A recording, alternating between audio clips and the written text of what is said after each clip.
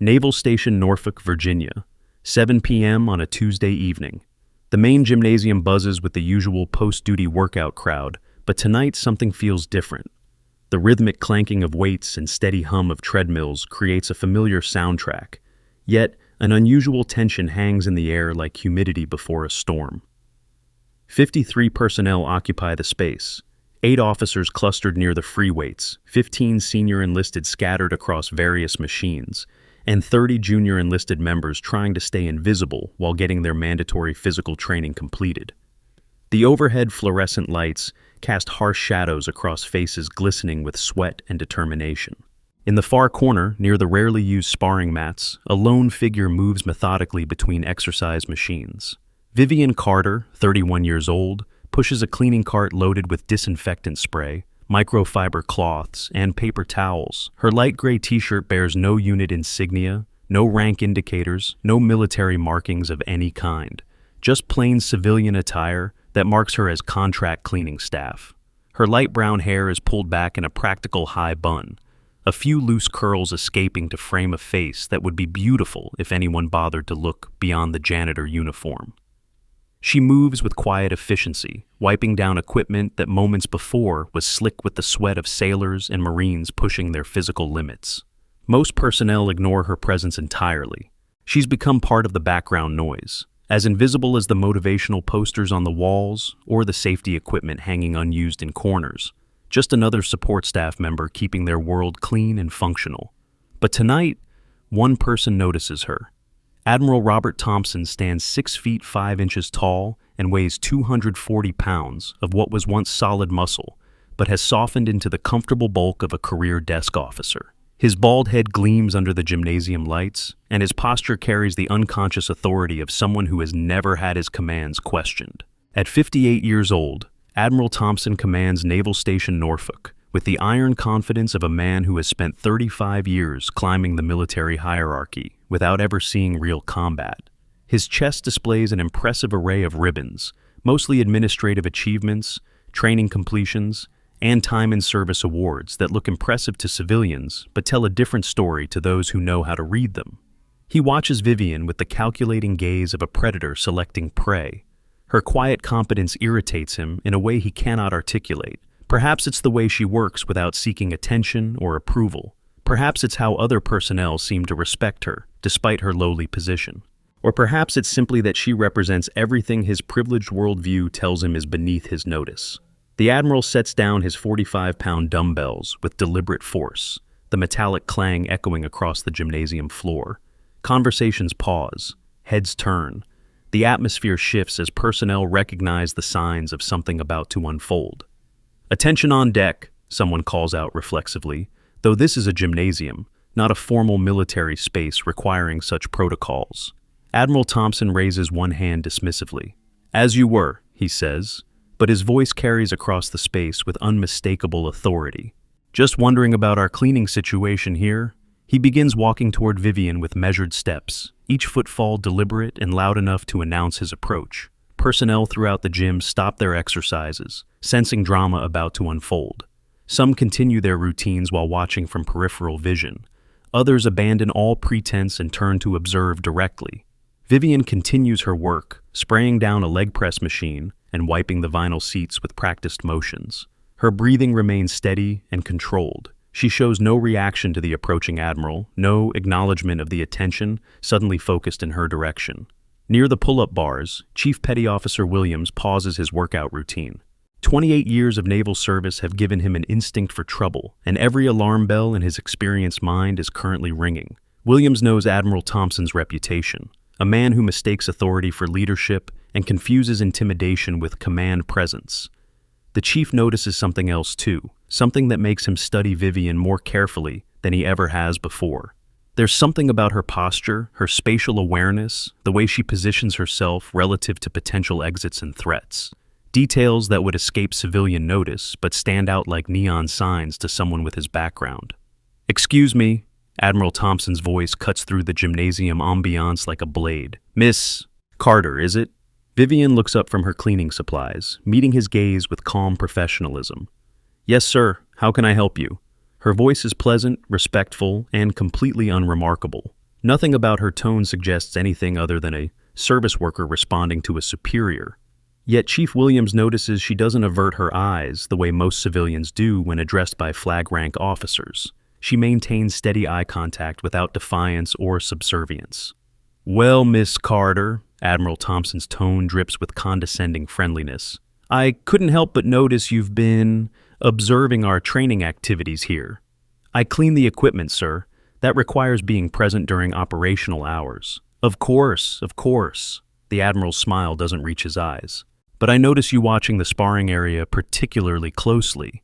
Got some interest in physical fitness, do you?" Around the gymnasium, conversations have stopped entirely. Even the most dedicated athletes have abandoned their routines to watch this unexpected confrontation unfold. The tension is palpable, thick enough to cut with a knife. Vivian's expression remains professionally neutral. "I ensure all areas meet sanitation standards, sir." "Sanitation standards," Admiral Thompson repeats, his voice rising slightly. "How very thorough of you." He glances around the gymnasium, playing to his audience. "Tell me, Miss Carter, do you have any actual experience with physical training? Or is watching the professionals the closest you get to real fitness?" Several junior officers near the weight bench chuckle at what they perceive as harmless ribbing. They see their commanding officer engaging in friendly banter with support staff. Nothing more threatening than a powerful man amusing himself with someone beneath his notice. But Chief Williams sees something different. He notices how Vivian's stance hasn't changed despite the implied insult. Most civilians would shift their weight, look away, or show some sign of discomfort when challenged by a flag officer. Vivian remains perfectly balanced, feet shoulder-width apart, ready to move in any direction. "I maintain my own fitness standards, sir," she responds evenly. "Your own standards?" Admiral Thompson's laugh is loud and theatrical. "How interesting! And what exactly might those standards be? Daily walks around the base? Lifting cleaning supplies?" The chuckles from his audience grow louder. Personnel who moments ago were focused on their own training now form an impromptu circle around the developing situation. The gymnasium's acoustics amplify every word, ensuring no one misses the Admiral's performance. "I meet all requirements for my position, sir." "Requirements for your position," he repeats mockingly, "which involve pushing a mop and wiping down equipment." His voice grows louder, more theatrical. "Tell me, Miss Carter, do you think that qualifies you to understand anything about real military fitness? About the standards we maintain here?" Vivian continues cleaning, her movements unchanged by the Admiral's escalating tone. She sprays disinfectant on a rowing machine handle and wipes it down with the same methodical precision she's maintained throughout the confrontation. But Chief Williams notices something else, something that makes his blood run cold. When Vivian reaches for her spray bottle, her grip is wrong. Not wrong for a janitor, but wrong for someone who's supposedly only handled cleaning supplies. Her thumb position, the way her fingers wrap around the bottle, the automatic muzzle discipline she displays even with a spray bottle. These are the unconscious habits of someone trained on tactical equipment. "I understand you have important work to do," Vivian says calmly. "I'll stay out of your way." She turns to continue her cleaning route, but Admiral Thompson isn't finished with his entertainment. "Oh, I don't think so," he says, his voice carrying across the entire gymnasium. "In fact, I think we have an excellent educational opportunity here." He looks around at his audience, ensuring he has their complete attention. 53 pairs of eyes watch his every move, hanging on his words like he's announcing combat deployments.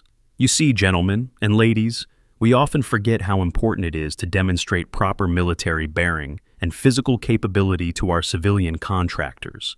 They see us training, but they don't understand what real military fitness looks like." Several personnel exchange uncomfortable glances. The Admiral's tone suggests this is heading somewhere none of them want to witness, but their training prevents them from interrupting a flag officer. "Sir," Chief Williams ventures carefully, "perhaps we should—" "Chief, I appreciate your input, but this is actually perfect timing." Admiral Thompson's smile grows wider. "Miss Carter here has been observing our training for months. Wouldn't it be educational for her to experience firsthand what military physical standards actually require?" Vivian sets down her cleaning supplies and turns to face him directly. For the first time since the confrontation began, her full attention focuses on the Admiral. Chief Williams notices her breathing pattern shift slightly, not the rapid, shallow breathing of anxiety, but the deep, controlled respiration, of someone preparing for physical exertion. "I'm not sure what you're suggesting, sir." "I'm suggesting," Admiral Thompson says loudly enough for everyone to hear clearly, "that you might benefit from a practical demonstration of military combat training. Nothing serious, of course. Just a friendly sparring session to help you understand what real fitness looks like." The gymnasium falls completely silent. Even the background hum of ventilation systems seems muted. 53 military personnel hold their collective breath, recognizing they're witnessing something that could end very badly for everyone involved. "Sir, I don't think that's appropriate," Vivian responds quietly. "Appropriate?" Admiral Thompson's voice rises again. "Miss Carter, I'm offering you an educational opportunity, a chance to see up close what military training actually involves. Think of it as professional development." Near the bench press station, Lieutenant Commander Sarah Martinez feels sick to her stomach. She recognizes harassment when she sees it, but challenging a flag officer requires courage that could end her career. Around her, other female personnel wear expressions of barely controlled anger mixed with helpless frustration.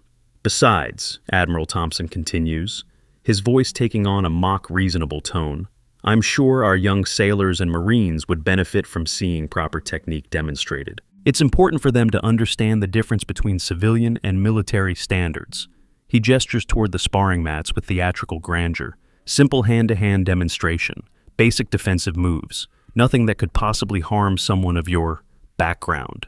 The condescension in his voice is so thick it's almost visible. Several personnel wince at the barely veiled insult, but none dare challenge their commanding officer's behavior. "I appreciate the offer, sir, but I need to complete my cleaning duties."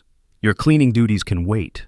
Admiral Thompson's tone shifts from mock-friendly to commanding. "This is more important than mopping floors, Miss Carter.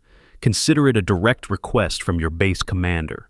The words hang in the air like a threat. Everyone present understands the implications. When a flag officer makes a direct request of a civilian contractor, refusal could mean termination.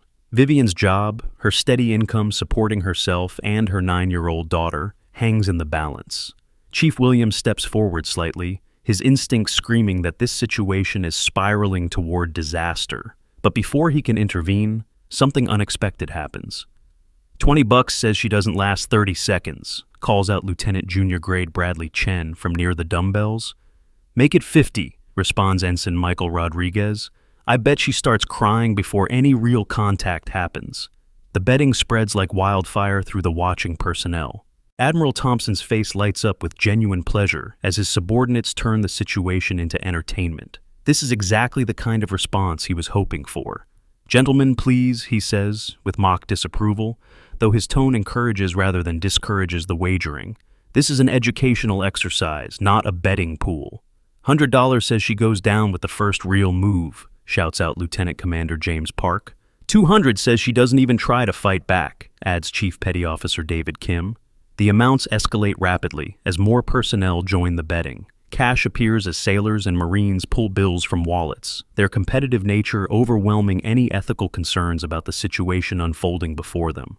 Vivian stands quietly in the center of this circus, surrounded by 53 military personnel, treating her potential humiliation as entertainment. Her expression remains calm, but Chief Williams notices her hands have moved to a position that would allow instant access to anything on her cleaning cart. Not the unconscious gesture of someone seeking comfort items, but the deliberate positioning of someone conducting a tactical assessment.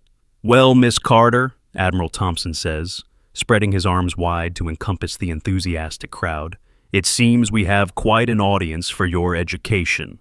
Shall we proceed to the mats?" He begins walking toward the sparring area with confident strides, expecting her to follow like an obedient dog. The crowd parts before him, creating a clear path to the designated combat zone. Vivian remains motionless for several long seconds, her green eyes scanning the faces surrounding her. She sees excitement, anticipation, discomfort, and in a few cases, genuine concern. But nowhere does she see someone willing to stand up and challenge what's happening, except for Chief Williams, who catches her eye and gives an almost imperceptible shake of his head. His expression clearly communicates, "Don't do this. Walk away. Whatever consequences come from refusing, they're better than what he's planning." But Vivian also sees the female personnel watching with barely controlled anger and helpless frustration. She sees junior enlisted members who recognize harassment but lack the rank to challenge it. She sees a system that allows abuse of power to masquerade as entertainment. "Very well, sir," she says quietly, her voice carrying clearly across the silent gymnasium. "If you believe it would be educational—" A cheer goes up from the betting crowd as she begins walking toward the sparring mats. Admiral Thompson's grin widens with each step, anticipating the easy victory that will cement his dominance over this lowly civilian contractor. But as Vivian approaches the designated area, Chief Williams notices something that makes his trained eye go wide with alarm. Her gait has changed. Gone is the shuffling walk of a tired janitor finishing a long shift. In its place is the precise, controlled movement of someone who knows exactly how to use every muscle in their body. The sparring area consists of thick blue mats surrounded by mirrors that reflect the fluorescent lighting. Motivational posters cover the walls, featuring slogans about honor, courage, and commitment that seem ironically appropriate for what's about to unfold. Admiral Thompson removes his Naval Academy class ring and sets it carefully on a nearby bench, a gesture designed to demonstrate his seriousness about the upcoming educational exercise. He performs a few basic stretches, his movements displaying the stiffness of someone whose physical training consists mainly of mandatory fitness tests. "Now then, Miss Carter," he says loudly enough for everyone to hear, "I want you to understand that this is purely instructional. I'll demonstrate basic defensive positions and simple takedown techniques, nothing that should cause you any actual harm." He assumes what he believes is a proper fighting stance, though Chief Williams recognizes it as the awkward posture of someone whose hand-to-hand combat training stopped after basic academy courses 20 years ago. "The key to military close-quarters combat," Admiral Thompson continues, playing to his audience, "is understanding leverage and body mechanics, something that requires years of training and natural athletic ability." Vivian stands quietly on the opposite side of the mat, her posture completely relaxed. To most observers, she looks like a deer caught in headlights, frozen with fear at the prospect of physical confrontation with a man twice her size. But Chief Williams sees something different. He sees the balanced stance of someone who knows exactly where their center of gravity lies. He sees the loose shoulders and flexed knees of someone ready to move explosively in any direction. Most importantly, he sees the calm breathing of someone who has been in this position many times before. "The first lesson," Admiral Thompson announces, "involves basic wrist control. Miss Carter, please extend your right arm." She complies without hesitation, holding her arm out as instructed.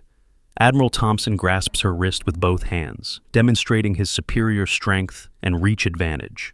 "As you can see," he tells his audience, "proper grip and leverage allow a trained military professional to control an untrained civilian with minimal effort." He applies pressure to her wrist, expecting her to wince or struggle against his hold. Instead, Vivian remains perfectly still, showing no sign of discomfort despite his firm grip. "Now, the basic escape technique," Admiral Thompson continues, "requires understanding anatomy and physics, something that takes considerable training to master." He begins to demonstrate what he believes is a proper takedown technique, using his size advantage to force Vivian toward the mat. His movements are telegraphed and clumsy, relying on brute strength rather than technique. For several seconds, Vivian allows herself to be pushed around, maintaining the appearance of helpless resistance that Admiral Thompson expects. The betting crowd cheers as their predictions seem to be coming true. But Chief Williams notices that her struggle is completely controlled. She's not fighting back, she's studying, learning Admiral Thompson's balance points, his rhythm, his weaknesses, like a scientist gathering data before conducting an experiment. "And that," Admiral Thompson says triumphantly as he forces her down to one knee, "is how basic leverage works in real military combat." The crowd erupts in cheers and catcalls. Money changes hands as early betting markers are settled. Admiral Thompson basks in the adulation, his ego fed by the easy domination of someone he perceives as helpless. But at the moment of his greatest confidence, when his grip on her wrist is firmest and his balance most committed to the takedown, Vivian Carter makes her move. The hip toss happens so fast that most observers miss the actual technique. 1 second, Admiral Thompson is in complete control, demonstrating his superiority to an appreciative audience. The next second, he's airborne, his 240 pounds of bulk flying through space in a perfect arc that ends with him hitting the mat hard enough to knock the wind from his lungs. Complete silence fills the gymnasium. 53 people stare in shock at the impossible scene before them. Admiral Robert Thompson, base commander and 35-year veteran, lies on his back gasping for air while Vivian Carter stands calmly beside him, not even breathing hard from the exertion. The hip toss itself was textbook perfect, a technique that requires years of training to master and split-second timing to execute. But more than that, it was the movement of someone who has used such techniques in life-or-death situations, someone for whom close-quarters combat is as natural as breathing. Admiral Thompson struggles to his feet, his face red from embarrassment and lack of oxygen. "What the hell was that?" he wheezes. "Hip toss, sir," Vivian responds matter-of-factly. "Basic defensive technique," but her words are lost as the building's emergency alarm system suddenly wails to life, drowning out all conversation with its urgent electronic shriek. Red warning lights begin flashing throughout the gymnasium as a computerized voice echoes from speakers mounted on the walls. "Medical emergency, Building 12. Medical emergency, Building 12. Multiple casualties reported. All available medical personnel respond immediately." This is not a drill. Repeat, Medical emergency, Building 12. Multiple casualties. All available medical personnel respond immediately. Chaos erupts throughout the gymnasium as personnel scramble toward exits, driven by training that demands immediate response to emergency calls. Equipment is abandoned, conversations cut short, and the betting crowd instantly forgets their wagers in the face of real crisis. But in the midst of this chaos, something extraordinary happens that will change everything anyone thought they knew about Vivian Carter. While 53 military personnel mill around in confusion, looking to their chain of command for guidance about how to respond to an emergency outside their immediate responsibility, Vivian Carter transforms.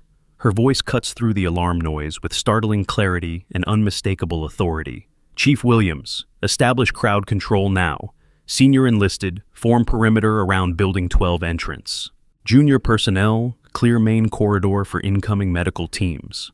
The commands are delivered with such natural authority that people begin following them before consciously realizing they're taking orders from a janitor. Chief Williams snaps to attention instinctively, his decades of training responding to the command presence in her voice. "Ma'am, yes ma'am," he responds automatically, then catches himself with confusion. Admiral Thompson stares in bewilderment as his personnel organize themselves according to instructions from someone who, moments ago, he was humiliating for entertainment. "What gives you the authority to—" "Sir, with respect, we have wounded personnel requiring immediate medical attention," Vivian interrupts, her tone professional but firm. "Crowd control and traffic management are essential for effective emergency response." She's already moving toward the gymnasium exit, her stride purposeful and confident. The shuffling gait of a tired janitor has been replaced by the precise movement of someone accustomed to leading in crisis situations. Chief Williams pulls out his secured communication device, running facial recognition protocols he's never used on civilian personnel before. Something about Vivian's command presence and tactical knowledge has triggered every alarm bell his experience has installed. The facial recognition scan takes 3 seconds to process, 2 more seconds for the classified database to respond.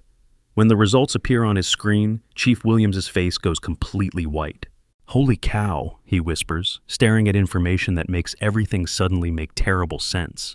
The database entry shows a photograph of Vivian Carter in navy dress blues, wearing the insignia of a hospital corpsman with additional qualification badges that tell a story Chief Williams recognizes immediately.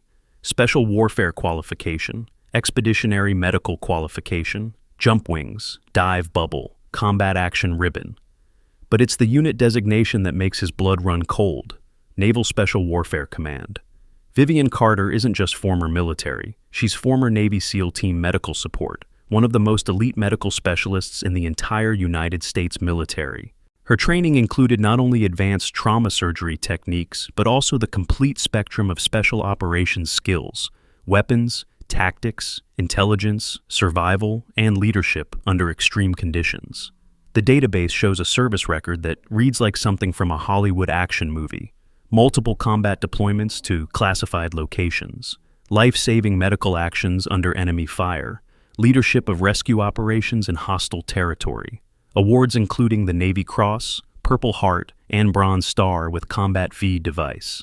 Her discharge was medical in nature, resulting from injuries sustained during a classified mission that went sideways. The details are redacted, but the outcome shows she could no longer meet the physical standards required for special operations duty.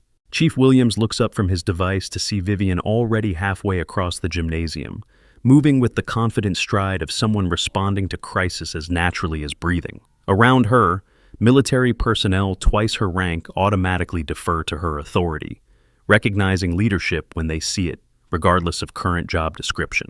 "Ma'am," Chief Williams calls out, his voice carrying the respect due to someone whose service record far exceeds his own. "Ma'am, wait."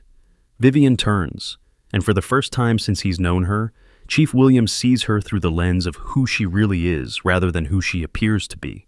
The quiet competence makes sense now, the way she moves through the base with unconscious tactical awareness. The respect she commands from enlisted personnel who somehow sense there's more to her story than her civilian job suggests. "Chief, we need to move," she says, her voice carrying the urgency of someone who has seen what happens when medical response is delayed by bureaucracy and confusion. "Ma'am, I need to verify something first," he says, holding up his device so she can see the screen. Vivian glances at the display showing her official service photograph and classified profile information. For just a moment, her professional mask slips, revealing something that might be resignation or relief. "That was a long time ago, Chief." "Navy Cross doesn't get old, ma'am," Chief Williams responds quietly. Neither does saving lives. Around them, the emergency alarm continues its urgent wail, demanding response to casualties that require immediate medical attention. But for this brief moment, two veterans stand in recognition of shared service and mutual respect. Admiral Thompson approaches, still confused and embarrassed by the unexpected turn of events. "Chief Williams, what exactly is going on here?" Chief Williams looks at his commanding officer, then at Vivian, then back at Admiral Thompson. In that moment, he makes a decision that will have consequences far beyond anything happening in Building 12. "Sir, I need to report that we have a qualified medical specialist on scene with advanced trauma training and special operations background." He hands his device to Admiral Thompson, watching as the Admiral's expression shifts from confusion to disbelief to horror as he reads Vivian's service record. The silence stretches for several long seconds while Admiral Thompson processes the reality that he just attempted to humiliate a decorated combat veteran whose service record makes his own administrative achievements look trivial by comparison. "This can't be right," he says weakly. "Sir, database confirmed via biometric scan," Chief Williams responds formally. "Hospital Corpsman Carter is qualified for advanced medical response and trauma surgery. Given the current emergency, I recommend we utilize her expertise immediately."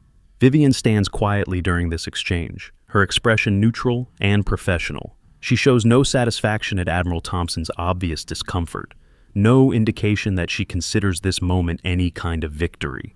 Her focus remains entirely on the emergency response that required her attention. "Building 12 houses the advanced training equipment," she says matter-of-factly. "Hydraulic systems, heavy machinery, confined spaces. Injuries from equipment malfunction could include crush trauma, internal bleeding, possible amputations. Time is critical for positive outcomes." Her assessment is delivered with the clinical precision of someone who has triaged combat casualties under fire. Admiral Thompson stares at her as if seeing her for the first time, which in many ways he is. You were former Naval Special Warfare Medical Support, sir. Currently civilian contractor maintaining this facility." She checks her watch with the automatic precision of someone accustomed to time-critical operations. "Sir, with respect, we're losing golden hour for trauma response." The golden hour. Admiral Thompson recognizes the term from casualty reports and medical briefings, but hearing it from someone who has lived, it drives home the reality of what they're dealing with. Real people are suffering real injuries while he stands here processing his own embarrassment. "Of course," he says, though his voice still carries shock. "Proceed with whatever you think is necessary." "Thank you, sir."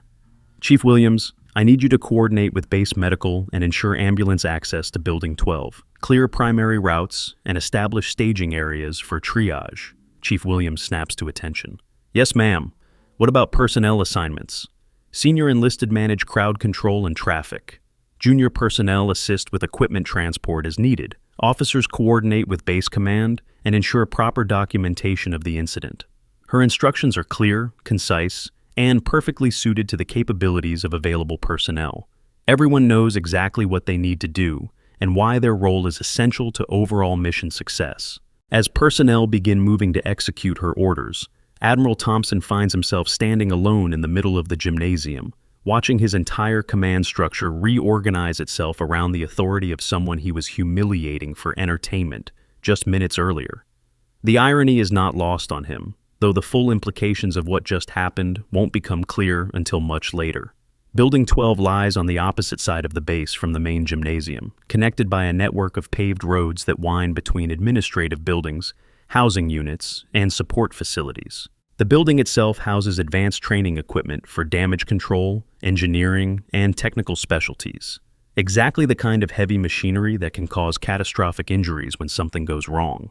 Vivian moves through the base with the confident stride of someone who knows every building, every shortcut, every potential obstacle to efficient movement. Chief Williams stays beside her, coordinating communications with base medical and emergency services. Corpsman Carter, he says, using her former rank out of respect for her service record. What kind of casualties should we expect? Depends on the specific equipment failure, she responds while maintaining her quick pace.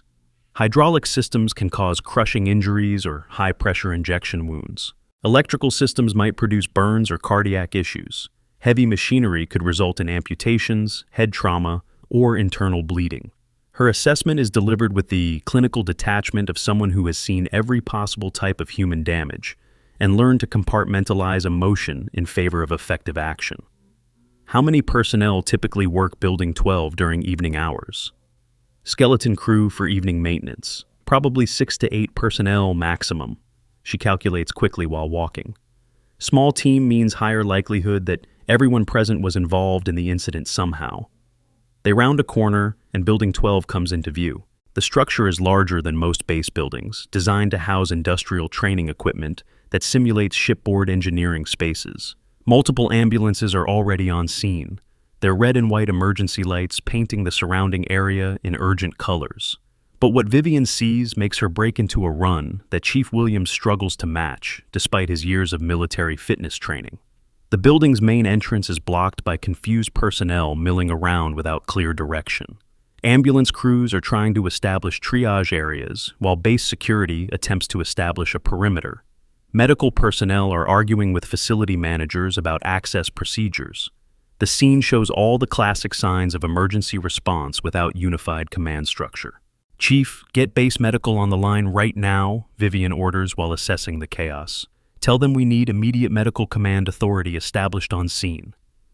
"Ma'am, I'm not sure I have authority to—" "Chief Williams," she says, stopping abruptly and fixing him with the kind of stare that cuts through rank and protocol to reach shared understanding. "Right now, people are bleeding while we worry about paperwork. Make the call." He keys his radio without further hesitation. "Base medical, this is Chief Williams requesting immediate medical command authority for emergency response Building 12. We have qualified trauma specialist on scene requiring operational control." "Chief Williams, this is base medical. What trauma specialist?" "We show no medical officers assigned to your location." Vivian takes the radio from Chief Williams' hand, with the smooth authority of someone accustomed to taking charge when bureaucracy interferes with mission accomplishment. "Base medical, this is Hospital Corpsman Carter. I have advanced trauma surgery qualifications and special operations medical background. Request immediate medical command authority for Building 12 emergency response." The radio crackles with static for several seconds before responding. "Corpsman Carter, base medical shows no record of active medical personnel by that name." "Base medical, run federal database check on Carter, Vivian, service number." She rattles off a sequence of numbers that Chief Williams recognizes as the format for classified personnel records. "Authorization code, Bravo 77 Charlie. Another pause, longer this time. When base medical responds, the voice carries considerably more respect than before. "Corpsman Carter, database confirms your medical qualifications and authorization. Medical command authority granted for Building 12 emergency response. What do you need?" "Establish triage stations at primary and secondary entrances. Route critical casualties to Station 1, walking wounded to Station 2. I need surgical capabilities standing by for potential amputations and internal trauma. Roger that, Corpsman Carter. Surgical team inbound. Estimated arrival 8 minutes. Vivian hands the radio back to Chief Williams and immediately begins moving toward the blockade main entrance, where confused personnel continue arguing about procedures while injured people wait for treatment. Clear the doorway, she calls out with unmistakable authority. Triage station establishes here. Critical casualties move immediately, walking wounded Q to the left. Medical personnel who were arguing with security guards moments earlier immediately begin following her directions. Security guards step aside to allow proper access. Facility managers who were worried about liability suddenly find themselves coordinating equipment access for medical needs. The transformation is remarkable to witness. What had been chaos and confusion suddenly becomes organized, efficient emergency response under unified command structure. Chief Williams finds himself taking orders from someone whose current job involves mopping floors, yet every fiber of his military training tells him this is exactly right. Competence trumps rank when lives are at stake, and Vivian Carter displays more competence in emergency medical response than most people develop in entire careers. Inside Building 12, the scene is worse than initial reports suggested. A hydraulic training system suffered catastrophic failure, sending high-pressure fluid throughout a confined training space. 6 personnel were present when the system failed, and all 6 sustained injuries ranging from minor cuts to life-threatening trauma. Vivian moves through the space with practiced efficiency, conducting rapid triage assessments that determine priority for medical evacuation. Her hands move with the sure knowledge of someone who has performed these procedures under considerably worse conditions than a controlled training environment on a secure base. "Critical patient here," she calls out, kneeling beside a young sailor whose leg was caught in the hydraulic system failure.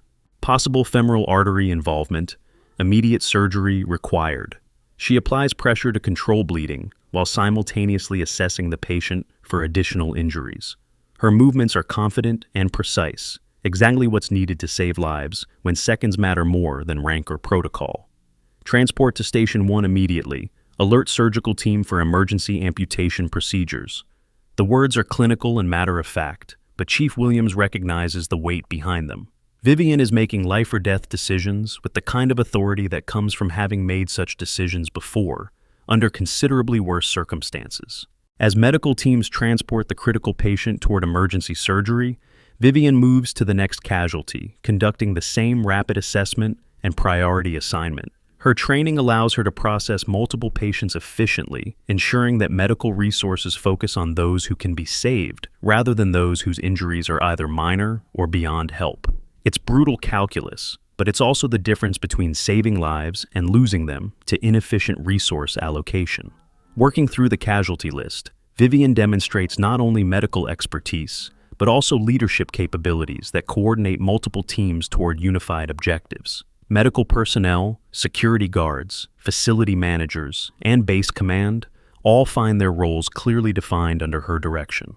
Admiral Thompson arrives on scene as the last casualties are being transported for definitive medical care.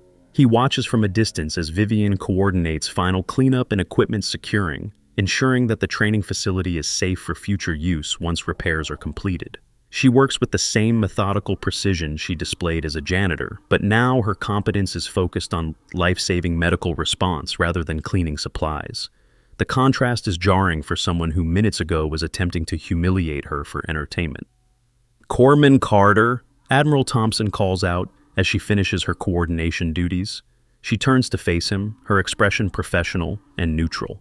Her uniform is stained with blood and hydraulic fluid, evidence of hands-on medical work that saved lives. But her posture shows no exhaustion, no stress, no indication that what just happened was anything other than routine professional duty. "Yes, sir. I need to apologize for my behavior earlier this evening. Sir, emergency response takes priority over personal issues." Her response is completely professional, but Admiral Thompson recognizes that she's offering him a graceful way to acknowledge his mistake without making the situation more difficult than necessary. "Nevertheless, my conduct was inappropriate and unprofessional.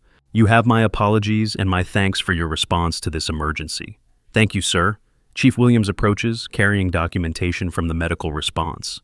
"Ma'am, Base medical requests formal report on casualty status and treatment procedures. Of course, Chief. Vivian takes the paperwork and begins completing it with the same attention to detail she brings to every task. All 6 casualties stable and transported for definitive care.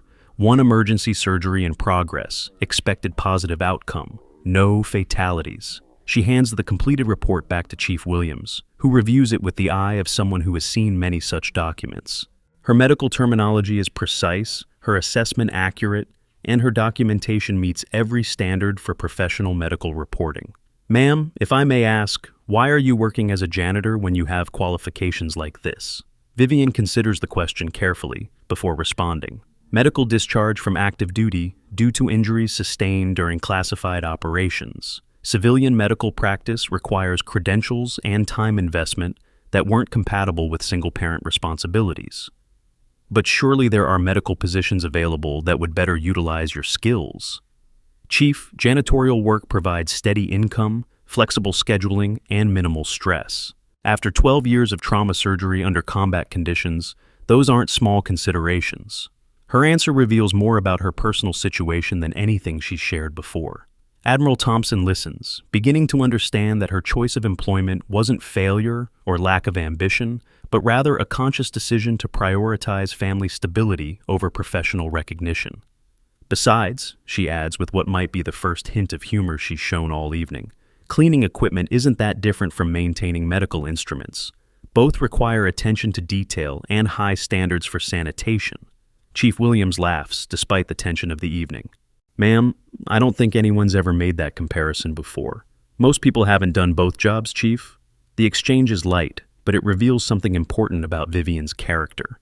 Despite her extraordinary military background and proven capabilities, she finds dignity and purpose in work that others might consider beneath notice. Her value system prioritizes service over status, competence over recognition.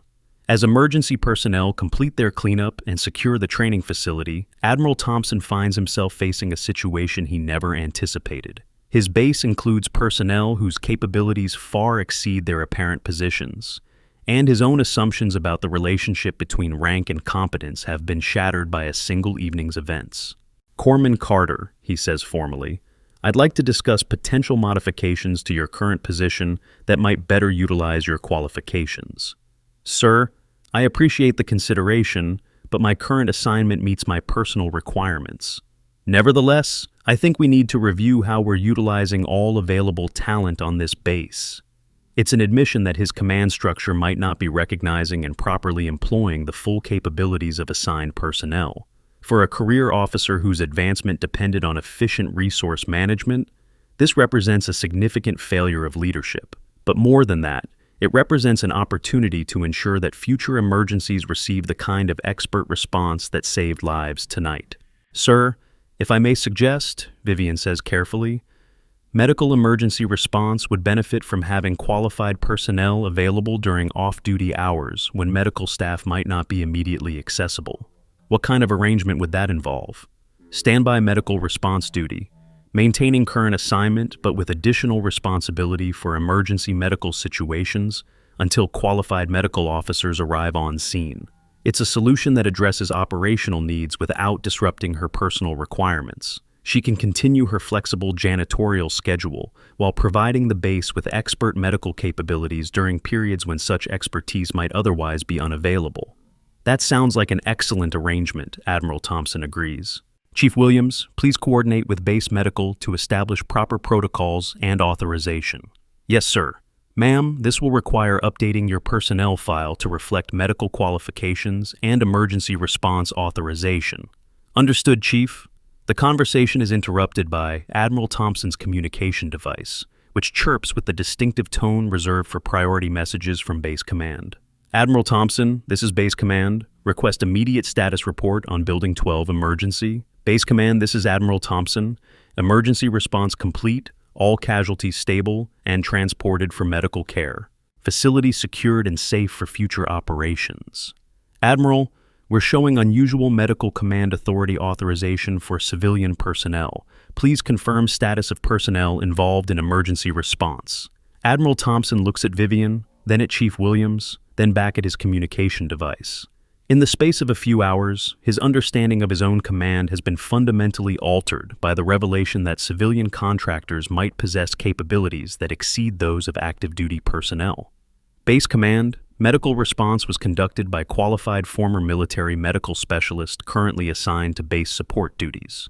Response was professional and effective, resulting in successful casualty treatment without fatalities.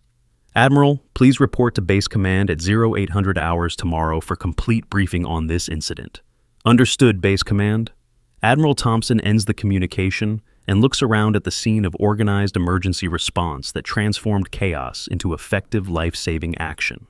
Tomorrow he will have to explain to his superiors how a janitor took command of emergency medical response on his base and saved lives that might otherwise have been lost.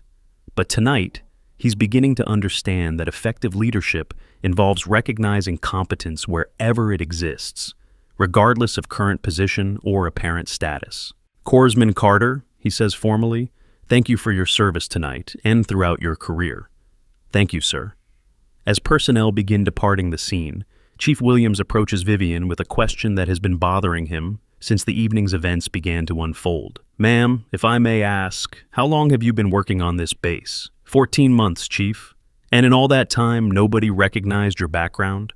Vivian considers the question carefully. Chief, people see what they expect to see. A woman with a cleaning cart fits certain assumptions about capability and background. Most people don't look beyond surface appearances. But surely some of the medical personnel would have recognized your competence? Medical personnel rarely interact with janitorial staff beyond basic courtesy. Our paths don't cross during normal operations. Chief Williams nods, understanding how institutional structures can create blind spots that prevent recognition of available resources. Military organizations pride themselves on efficient utilization of personnel, but bureaucracy and assumption can create situations where capabilities remain hidden until crisis reveals them. Ma'am, for what it's worth, tonight you reminded a lot of people what military competence actually looks like. Chief, competence is about getting the job done effectively, regardless of recognition or appreciation. Tonight we saved lives. That's what matters. Her response encapsulates everything Chief Williams respects about military service. Focus on mission accomplishment over personal recognition, professional competence over political advancement, service before self in every situation. As they walk back toward the main base area, Admiral Thompson finds himself reconsidering many assumptions about leadership, competence, and the proper utilization of available resources. Tonight's events have revealed gaps in his understanding of his own command that could have had catastrophic consequences if not for the unexpected intervention of someone he had dismissed as unworthy of respect. The gymnasium where the evening began now seems like a different place entirely. Equipment sits exactly where it was left when emergency alarms interrupted what Admiral Thompson had intended as harmless entertainment at civilian expense. But the context has changed so dramatically that returning to that space feels like entering a completely different reality. Sir, Chief Williams says as they approach the main base administrative area, I recommend formal documentation of tonight's medical response for personnel files and future reference. Agreed, Chief. Please ensure that all relevant information is properly recorded and distributed to appropriate personnel. Yes, sir. Ma'am, this will require your cooperation for complete documentation. Of course, Chief. Standard medical after-action reporting procedures. Vivian's familiarity with proper documentation requirements provides yet another confirmation of her professional background and training. Everything about her response to tonight's crisis reflects someone with extensive experience in military medical operations. As they reach the point where their paths diverge towards separate destinations, Admiral Thompson faces the reality that tomorrow will bring conversations with superiors who will want detailed explanations of how civilian contractors came to exercise medical command authority on his base. He will have to explain that his own assumptions about rank and capability nearly prevented effective emergency response that saved lives. He will have to acknowledge that his command includes personnel whose qualifications exceed their apparent positions. Most importantly, he will have to demonstrate that he has learned from tonight's events and taken steps to ensure better utilization of available resources. Corpsman Carter, he says, before they part company, I hope you will consider the standby medical response position we discussed. I'll consider it carefully, sir, Chief Williams, please ensure all paperwork is completed properly and forwarded through appropriate channels. Yes, sir. As Admiral Thompson heads toward Base Command to begin preparing his report, Chief Williams and Vivian continue toward the main gate area where their own transportation awaits. Ma'am, Chief Williams says quietly, tonight was impressive to watch. Not just the medical response, but the way you handled the whole situation with Admiral Thompson. Chief, de-escalation and professional focus are essential skills in crisis situations. Personal conflicts interfere with mission accomplishment. Still, a lot of people would have used tonight as an opportunity for payback after the way he treated you. Vivian stops walking and turns to face Chief Williams directly. Chief, revenge is a luxury that medical personnel can't afford. When lives are at stake, personal issues become irrelevant. Admiral Thompson was wrong tonight, but he's also the commanding officer of this base. Working within the system produces better results than fighting against it. Her response reveals sophisticated understanding of institutional dynamics and long-term strategic thinking. Rather than viewing tonight's events as an opportunity for personal vindication, she focused on establishing productive working relationships that will benefit future operations. Besides, she adds with a slight smile, I think Admiral Thompson learned more from tonight than he would have from any formal complaint or disciplinary action. Chief Williams recognizes the wisdom in her approach. Military organizations function best when personnel focus on collective mission accomplishment rather than individual grievances, and Vivian's response to tonight's challenges exemplified that principle. As they reach the main gate, where Vivian's personal vehicle waits in the civilian contractor parking area, Chief Williams realizes that their professional relationship has fundamentally changed. Tomorrow she will return to her janitorial duties, but he will never again see her as simply support staff. Ma'am, thank you for tonight, for the medical response, for the leadership, and for handling everything with such professionalism. Chief, we're all here to serve the mission. Tonight we did that effectively. She gets into her car, a practical sedan showing the wear expected from someone managing transportation costs carefully, and begins the drive home to her 9-year-old daughter, who has no idea that her mother spent the evening saving lives and reminding senior military officers about the true meaning of competence and service. Chief Williams watches her leave, then begins his own journey home with a great deal to think about regarding assumptions, capabilities, and the proper recognition of merit, regardless of current position. Tomorrow will bring new challenges as the events of tonight generate paperwork, reports, and policy discussions throughout the base command structure. But tonight has already changed fundamental assumptions about personnel utilization and the importance of recognizing competence wherever it exists.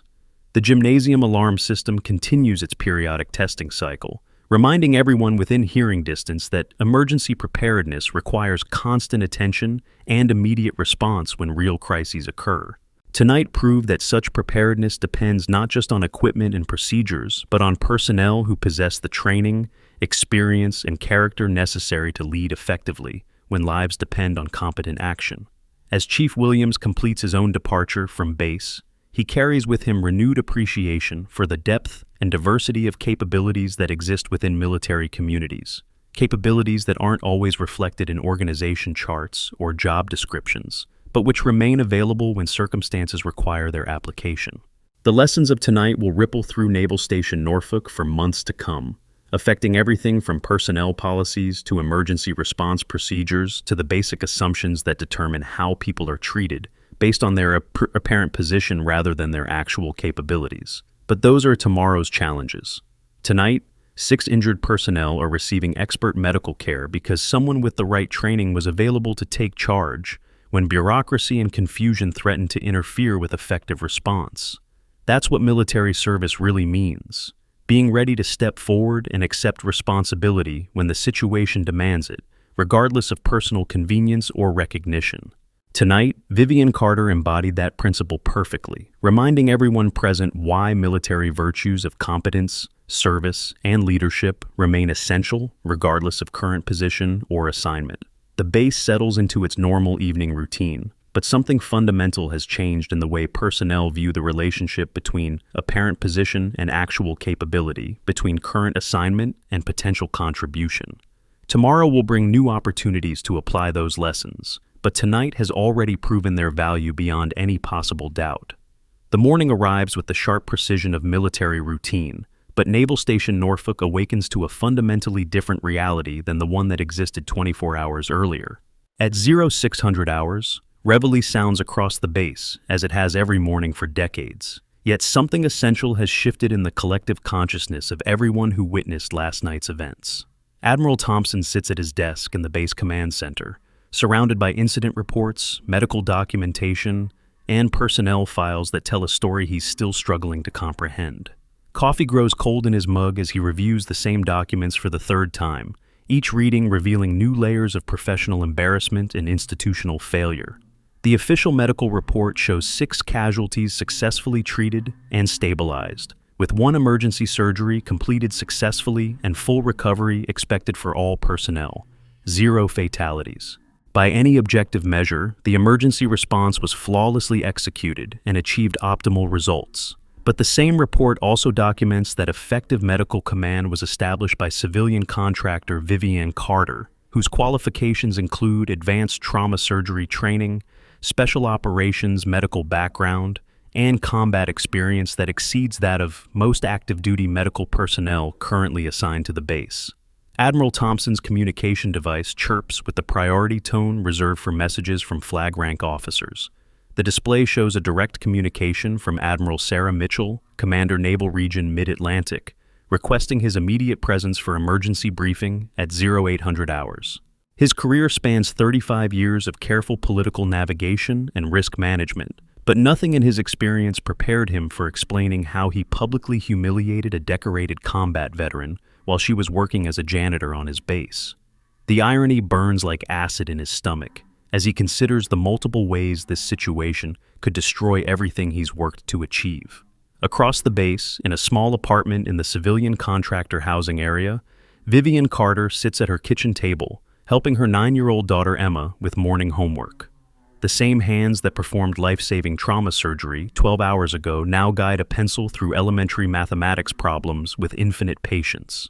"Mom, why do we have to learn fractions?" Emma asks, her blonde curls falling across her face as she frowns at her workbook. "Because understanding how parts relate to the whole helps you solve all kinds of problems," Vivian explains, her voice carrying the same calm authority she displayed during last night's medical emergency. "Like figuring out how much pizza everyone gets when we order dinner." Emma brightens at this practical application. "Can we have pizza tonight? We'll see how your day goes at school first." The domestic scene provides no hint of the institutional earthquake currently spreading through base command structures. Vivian's expression shows no satisfaction at having proven her capabilities, no anticipation of recognition or advancement, no indication that she considers last night anything other than professional duty performed competently under difficult circumstances. Her phone displays 3 missed calls from Chief Williams and 2 from base medical services, but she ignores them while focusing entirely on Emma's education. Whatever consequences emerge from last night's events can wait until her daughter is properly prepared for school and safely delivered to her classroom. This prioritization of family responsibilities over professional recognition speaks to character choices that shaped her transition from special operations medicine to civilian support work. For Vivian Carter, being present for her daughter's daily needs matters more than career advancement or institutional validation. At 0730 hours, Admiral Thompson enters the command briefing room, where Admiral Mitchell waits with a stern expression that promises uncomfortable conversations. The room's walls display maps, organizational charts, and mission statements that suddenly seem like relics from a simpler time when command structures aligned neatly with actual capabilities. "Admiral Thompson, please explain how civilian contractor personnel came to exercise medical command authority on your base during last night's emergency." Admiral Mitchell's tone suggests she already knows the essential facts and is more interested in Thompson's interpretation of events than in gathering new information. Her expression indicates that whatever explanation he provides will be measured against standards of leadership and judgment that may find his conduct seriously lacking. "Admiral, the situation developed rapidly when Building 12 experienced equipment failure, resulting in multiple casualties.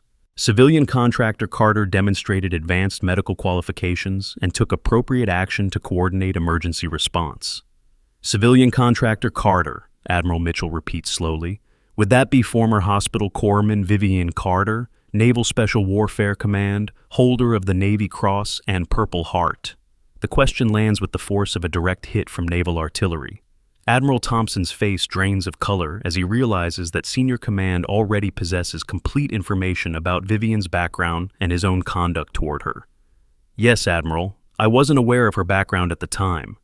At what time, Admiral Thompson? When you challenged her to physical combat for entertainment, or when she saved lives through expert medical intervention? Admiral Mitchell's words slice through any pretense that this conversation will focus on administrative details rather than fundamental questions of leadership, judgment, and professional conduct. Admiral, I accept full responsibility for my actions and their inappropriateness given the circumstances. Given the circumstances, Admiral Mitchell echoes. Admiral Thompson, what circumstances would make it appropriate for a base commander to publicly humiliate any personnel, regardless of their background or current assignment? The question exposes the deeper issue underlying last night's events. Admiral Thompson's conduct wasn't wrong simply because Vivian turned out to be a decorated veteran. It was wrong because it violated basic standards of professional respect and human dignity that should apply to all personnel, regardless of their position or background. None, Admiral. My conduct was unprofessional and inappropriate under any circumstances. Agreed. Now, explain how this situation developed and what steps you're taking to ensure it never happens again. Admiral Thompson begins recounting the events of the previous evening, each detail highlighting decision points where better judgment would have prevented the entire situation.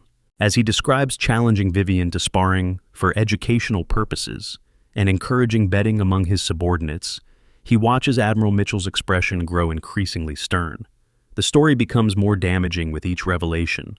53 witnesses to his unprofessional conduct, betting among junior officers he encouraged rather than stopped, public humiliation of someone whose service record far exceeds his own, and complete failure to recognize capabilities that could have been valuable assets to his command. Admiral Thompson, what does this incident suggest about your understanding of the personnel assigned to your command? That I've failed to properly assess and utilize available capabilities. Specifically, Admiral Thompson takes a deep breath, recognizing that his next words will likely define the remainder of his career. That I've allowed assumptions about position and background to blind me to actual qualifications and potential contributions. That my command climate may discourage personnel from revealing capabilities that could benefit our mission. Admiral Mitchell nods, her expression suggesting this assessment aligns with her own conclusions. What steps are you implementing to address these failures? Immediate review of all contractor personnel files to identify undocumented capabilities. Development of new protocols for recognizing and utilizing all available expertise regardless of current assignment. Mandatory training for all leadership personnel on professional conduct and respect for all base personnel. And Corpsman Carter's current assignment? We've discussed standby medical response duties that would utilize her expertise while maintaining her current schedule requirements. Admiral Mitchell leans back in her chair, studying Admiral Thompson with the calculating gaze of someone making career-affecting decisions. The silence stretches uncomfortably as she weighs his responses against standards of leadership expected from flag-rank officers. Admiral Thompson, this incident reveals systemic failures in leadership, personnel management, and professional conduct that reflect poorly on this entire command. However, the successful emergency response also demonstrates that your base includes personnel with exceptional capabilities who remain committed to mission accomplishment despite poor treatment from leadership. The assessment cuts both ways, acknowledging institutional failure while recognizing that the same institution includes people whose dedication transcends personal grievances in favor of professional duty. Your evaluation will reflect the serious leadership failures this incident revealed. However, you'll have the opportunity to demonstrate improved judgment through implementation of comprehensive reforms to ensure better recognition and utilization of all personnel capabilities. Translation: Admiral Thompson will remain in command, but under intense scrutiny and with his career advancement effectively terminated, unless he can prove dramatic improvement in leadership and judgment. Thank you, Admiral. I won't waste this opportunity. See that you don't. Now, I want to meet with Corpsman Carter to discuss her situation and potential options for better utilizing her capabilities. At Naval Station Norfolk Elementary School, Emma Carter joins her classmates for morning assembly, her backpack properly organized and her homework completed to her mother's exacting standards. She has no awareness that base command leadership is currently discussing her mother's military service record, or that last night's events have triggered institutional changes that will affect personnel policies for months to come.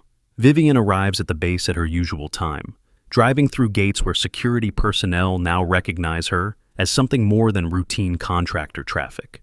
The guards' respectful nods reflect widespread knowledge of last night's medical response, though the details remain unclear to most base personnel. She parks in the civilian contractor area and retrieves her cleaning supplies with the same methodical precision she's maintained for 14 months. Whatever recognition or advancement opportunities may emerge from last night's events, she continues to fulfill her current responsibilities with professional competence and attention to detail. Chief Williams intercepts her before she reaches the main administrative building, his expression combining relief at seeing her with urgency about developing situations requiring her attention. "Ma'am, I need to brief you on overnight developments and requests from Base Command." "Good morning, Chief. What's the status?" "All casualties from last night remain stable with positive prognosis. Emergency surgery was successful. Full recovery expected. Base Command wants to meet with you this morning regarding your personnel status and potential assignment modifications." Vivian nods, unsurprised by the administrative follow-up to last night's emergency response. Military organizations require documentation and formal processes for everything, especially situations involving unusual circumstances or exceptional performance. "What time is the meeting scheduled?" 0900 hours, Base Command Conference Room. Admiral Mitchell from Regional Command is present for the discussion.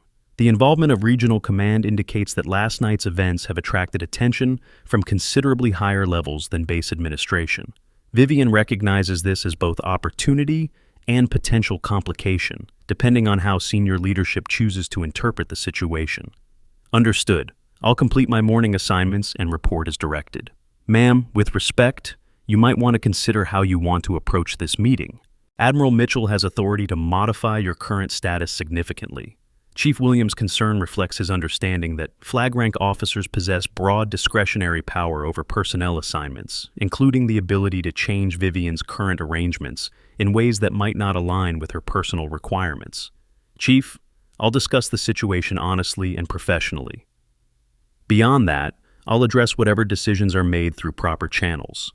Her response demonstrates the same principled approach she's maintained throughout this entire situation. Focus on professional competence, honest communication, and working within institutional structures rather than against them. "Yes, ma'am. For what it's worth, most personnel on base are hoping you'll accept whatever opportunities they offer. Last night showed leadership capabilities this base needs."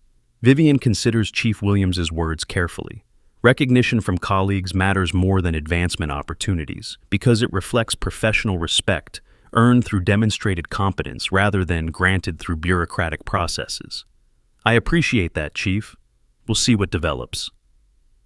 At 0845 hours, Vivian reports to Base Command Conference Room, wearing clean civilian work clothes and carrying herself with the quiet confidence that has characterized her approach to every challenge throughout this entire situation. She represents herself honestly, neither emphasizing her military background nor minimizing her current civilian status. Admiral Mitchell's first impression of Vivian Carter aligns with the service record she's reviewed, but contrasts sharply with expectations about how decorated veterans typically present themselves. There's no swagger, no demand for recognition, no sense that exceptional service record entitles her to special treatment or advancement. Instead, Admiral Mitchell observes someone who appears genuinely comfortable with her current position, while remaining ready to accept additional responsibilities if circumstances require them. The combination suggests character depth that transcends career ambition in favor of service commitment. Hospital Corpsman Carter, thank you for joining us this morning. "Thank you, Admiral. Please have a seat. I understand you had an eventful evening last night." Vivian takes the offered chair with relaxed professionalism, showing neither nervousness about meeting with flag rank leadership nor excitement about potential opportunities. Her demeanor suggests someone accustomed to working with senior leadership without being intimidated by rank or authority. "The emergency response proceeded successfully, Admiral. All casualties received appropriate medical care with positive outcomes." Her focus remains entirely on mission accomplishment rather than personal recognition, reinforcing Admiral Mitchell's impression that this conversation involves someone whose priorities align with military values, regardless of current assignment status. Your medical response was exemplary. However, I'm also interested in discussing your current assignment and whether we're making optimal use of your capabilities. Admiral Mitchell's approach is direct but respectful, acknowledging Vivian's right to make her own choices about career direction, while exploring opportunities that might benefit both her personal situation and institutional needs. Admiral, my current assignment meets my personal requirements while allowing me to contribute to base operations. I'm satisfied with the arrangement. Even though it significantly underutilizes your medical training and leadership experience, Admiral, job satisfaction involves more factors than professional utilization. Flexible scheduling and predictable duties allow me to maintain priorities that matter to me personally. The response reveals sophisticated thinking about work-life balance and personal values that transcends conventional assumptions about career advancement. For Vivian Carter, optimal employment involves factors beyond professional recognition or financial advancement. I understand you're a single parent. How old is your daughter? 9 years old, Admiral. And your current schedule allows you to be present for her daily needs. Yes, Admiral. Night shift work means I'm available for school pickup, homework assistance, and evening routines. Weekend work is minimal, allowing family time that would be difficult with traditional medical positions. Admiral Mitchell recognizes the logic behind Vivian's career choices, even as she considers the institutional loss of having expert medical capabilities employed in basic support roles. The conversation reveals tension between personal optimization and organizational efficiency that affects many military families. Have you considered part-time medical positions that might offer similar schedule flexibility with better utilization of your expertise? Admiral, civilian medical practice requires credentials and continuing education that would demand significant time investment. Currently, that time is better spent with my daughter during her formative years. The explanation demonstrates long-term strategic thinking that prioritizes family stability over professional advancement during critical periods of child development. Admiral Mitchell respects the reasoning while still seeking ways to better utilize exceptional capabilities. What if we could arrange medical duties that provided schedule flexibility while allowing you to maintain your primary focus on family responsibilities? I'd be interested in discussing specific proposals, Admiral. Standby medical response duty, as you discussed with Admiral Thompson. Maintaining current assignment, but with additional responsibility for emergency medical situations during off-duty hours when base medical staff might not be immediately available. The proposed arrangement addresses both institutional needs and personal requirements by providing the base with expert medical capabilities without disrupting Vivian's family-focused schedule or requiring her to abandon her current stable employment. That sounds workable, Admiral. What would such duties involve specifically? 24-hour on-call availability for medical emergencies. Immediate response capability until qualified medical officers arrive on scene. Authority to coordinate emergency medical response as circumstances require. Admiral Mitchell outlines duties that would formalize the role Vivian performed instinctively during last night's emergency, providing official recognition and authority for capabilities she already possesses.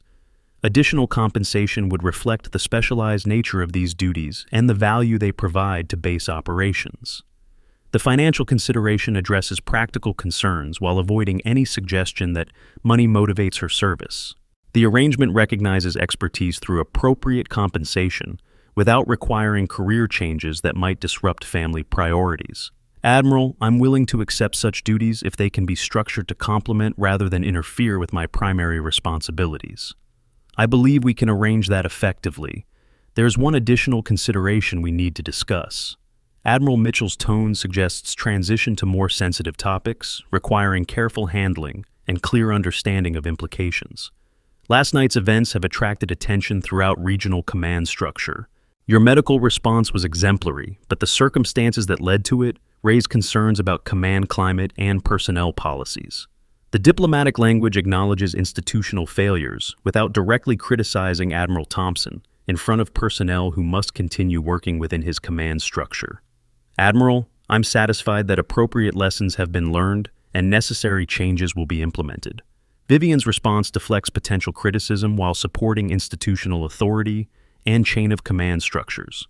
Her approach demonstrates commitment to working within military systems rather than against them, even when those systems have treated her poorly. Nevertheless, this situation provides an opportunity to review and improve how we recognize and utilize capabilities throughout our personnel structure. I agree, Admiral. I'm assigning you additional responsibilities beyond emergency medical response. I want you to review contractor personnel files and identify any undocumented capabilities that might benefit base operations. The expanded assignment recognizes Vivian's demonstrated ability to assess people and situations accurately while addressing systemic issues that may affect other personnel whose capabilities remain unrecognized. You'll report directly to me on personnel capability assessments and recommendations for better utilization of available expertise. Direct reporting to flag rank leadership represents significant authority and recognition, while allowing Vivian to maintain her current position and schedule. The arrangement provides institutional influence without requiring traditional career advancement that might interfere with family priorities. Admiral, I accept these additional responsibilities and appreciate the confidence you're placing in my assessment capabilities. Excellent.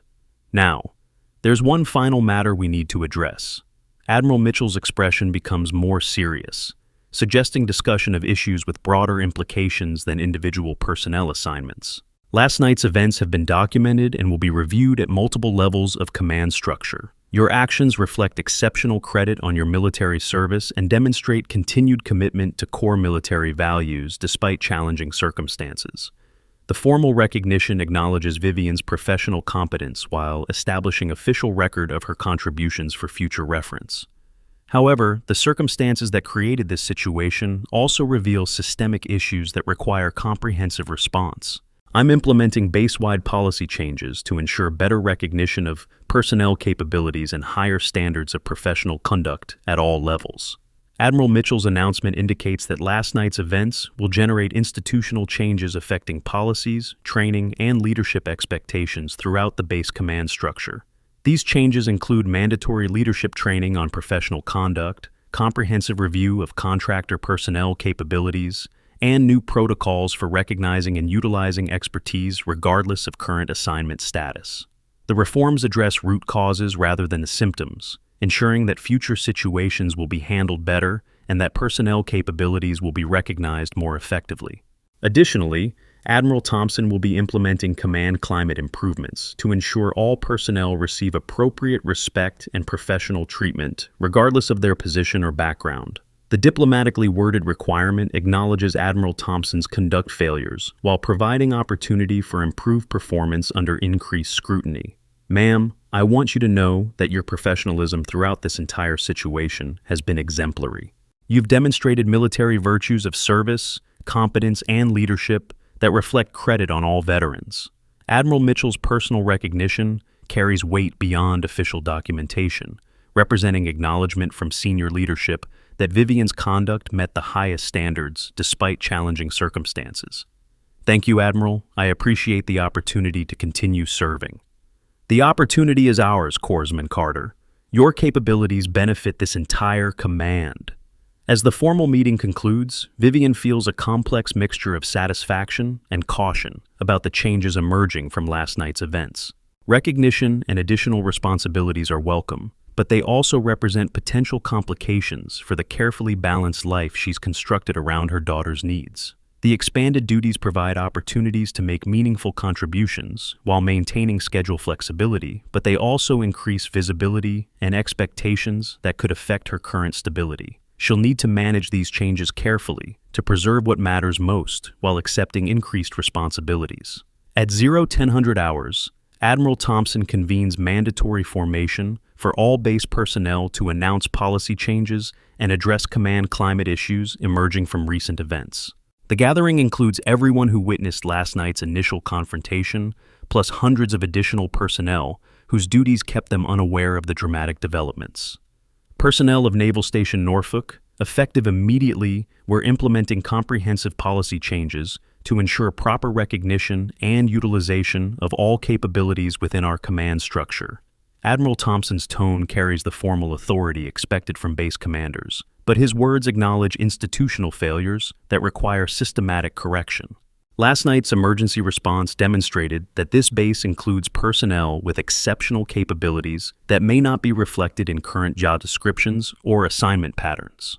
The announcement provides official recognition of Vivian's contributions without explicitly naming her or detailing the circumstances that led to her involvement in emergency medical response. We're conducting comprehensive review of all personnel files to identify undocumented qualifications that could benefit our mission effectiveness. Personnel who possess relevant experience or training are encouraged to update their records through proper administrative channels. The policy change addresses systemic issues while inviting voluntary disclosure of capabilities that might otherwise remain hidden due to bureaucratic oversight or personal choice. Additionally, we're implementing enhanced standards for professional conduct and respect for all base personnel, regardless of their current position, background, or assignment status. Admiral Thompson's words acknowledge that respect and professional treatment should be universal rather than conditional on rank, position, or perceived status. Harassment, discrimination, or unprofessional conduct toward any personnel will result in immediate disciplinary action and potential removal from base assignment.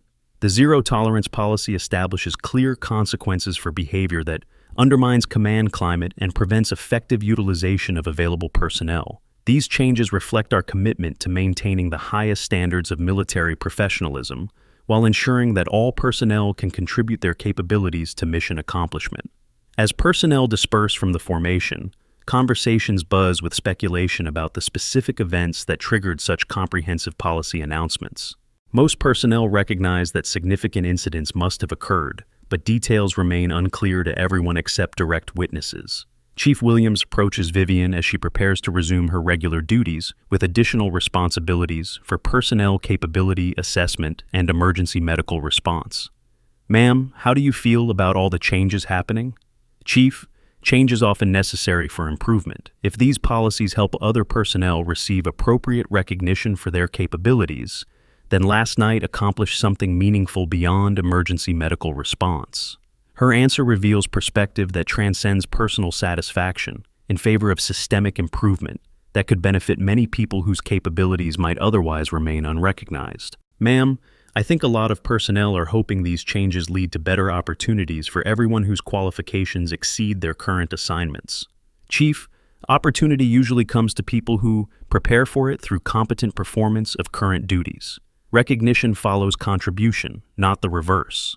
Vivian's philosophy emphasizes personal responsibility and professional competence rather than relying on institutional changes to create advancement opportunities. Throughout the morning, word spreads across Naval Station Norfolk about the previous night's events and their ongoing consequences. Details remain fuzzy, but the general outline becomes clear. Civilian contractor performed emergency medical response, revealed extensive military background, exposed command climate issues, and triggered comprehensive policy changes. Personnel reactions vary widely based on background and perspective. Some celebrate the recognition of undervalued capabilities and improved standards for professional conduct. Others worry about increased scrutiny and changing expectations for interaction with contractor personnel. Female personnel express particular satisfaction with enhanced harassment policies and better recognition of expertise regardless of position or background. Male personnel generally support improved utilization of available capabilities while adjusting to higher standards for professional conduct. Senior leadership faces the challenge of implementing meaningful changes while maintaining operational effectiveness and morale. The policy announcements represent commitments that must be fulfilled through consistent enforcement and genuine cultural change, rather than temporary administrative adjustments. At 1100 hours, Vivian begins her expanded duties by reviewing contractor personnel files to identify undocumented capabilities that might benefit base operations. The assignment provides insight into how many qualified people work in positions that underutilize their training and experience. The files reveal former military personnel working in civilian support roles, college graduates employed in basic labor positions, and technical specialists assigned to general maintenance duties. The pattern suggests systematic inefficiency in personnel utilization that affects many people beyond Vivian's individual situation. One file particularly catches her attention. Marcus Rodriguez, age 34, currently employed as groundskeeper, previously served 8 years as Army Signal Corps with specialized electronic warfare training. His security clearance remains active, and his technical knowledge could significantly benefit base communications and information systems. Another file shows similar patterns. Jennifer Walsh, 38, food service supervisor, former Air Force logistics specialist with advanced supply chain management training and experience coordinating complex international operations. The documentation reveals a hidden workforce of experienced professionals whose capabilities far exceed their current assignments, but who chose civilian positions for personal reasons similar to Vivian's own: schedule flexibility, family considerations, reduced stress, or desire for stability after military transitions. Identifying these capabilities represents the first step toward better personnel utilization, but actually implementing changes will require careful coordination between institutional needs and individual preferences. At 1300 hours, Vivian receives her first emergency medical call since accepting standby response duties. A minor training accident at the base driving course results in one injured instructor, with possible concussion and lacerations requiring professional medical assessment. The response demonstrates how formalized emergency medical capability improves outcomes even for routine injuries.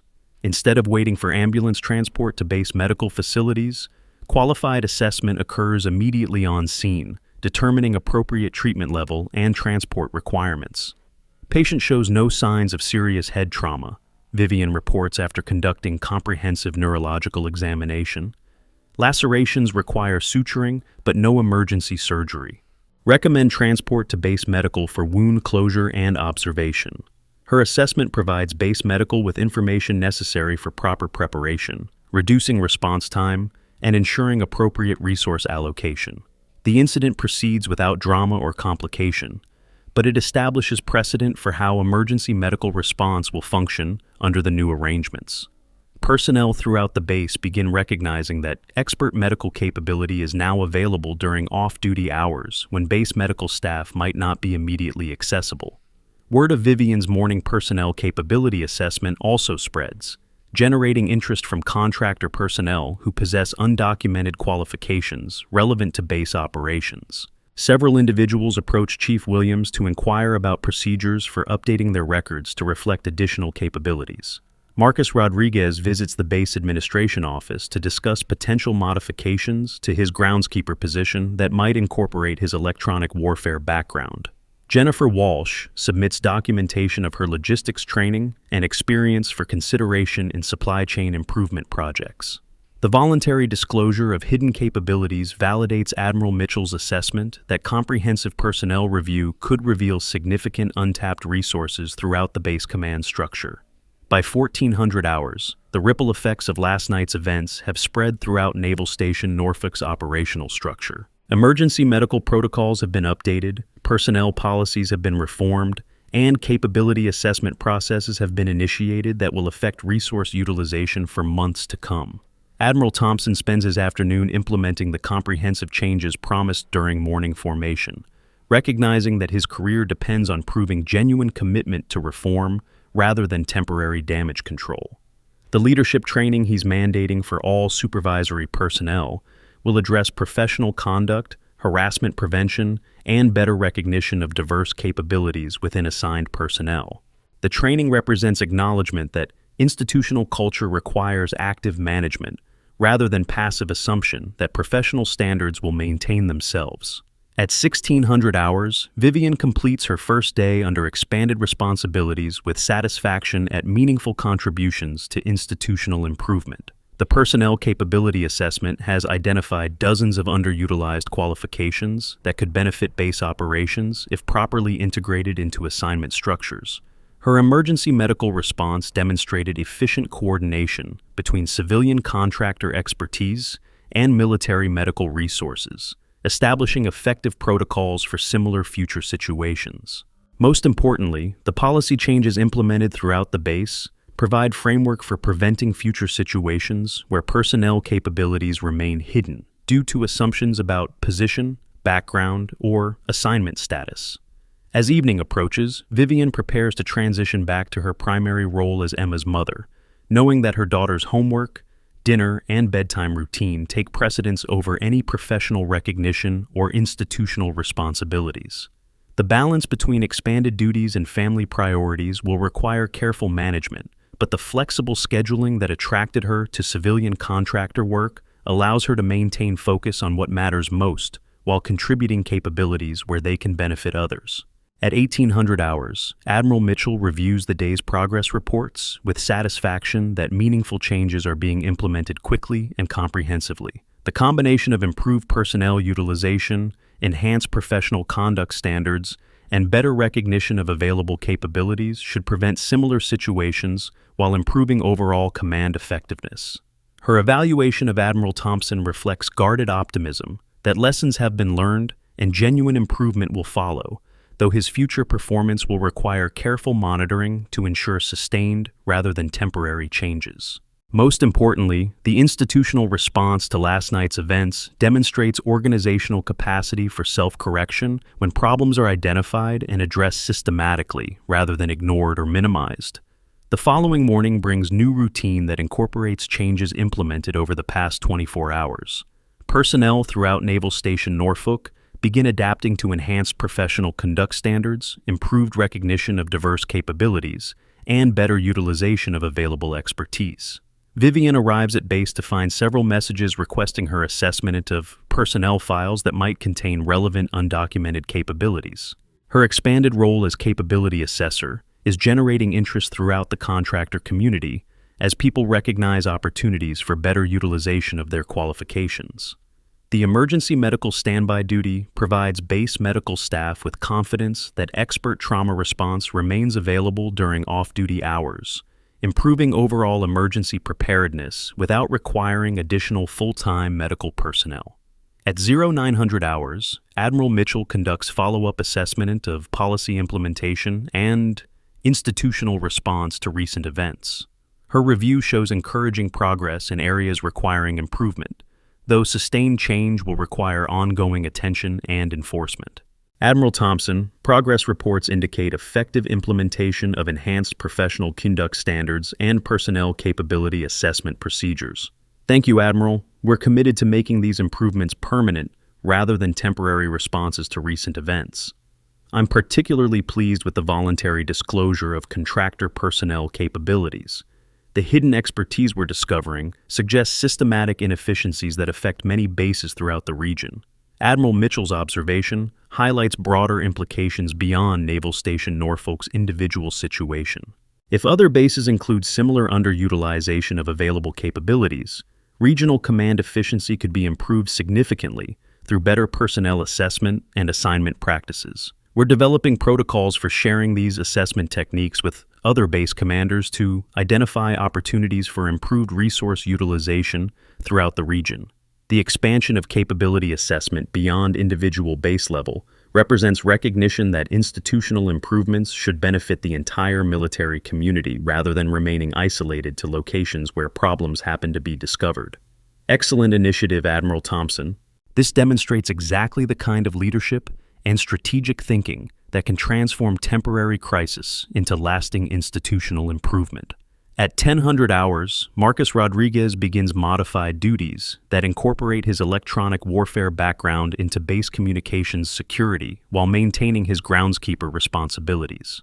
The arrangement provides the base with specialized technical expertise while allowing him to continue work that meets his personal schedule and income requirements. Jennifer Walsh starts part-time consultation on supply chain efficiency while continuing her food service supervisory duties. Her logistics expertise is being applied to improve procurement processes and inventory management throughout base operations. These examples demonstrate how better recognition of personnel capabilities can benefit both individuals and institutions without requiring dramatic career changes that might disrupt personal situations. Throughout the week, additional contractor personnel submit documentation of previously undisclosed qualifications relevant to base operations. The pattern confirms Admiral Mitchell's assessment that comprehensive capability review reveals significant untapped resources within existing personnel structures.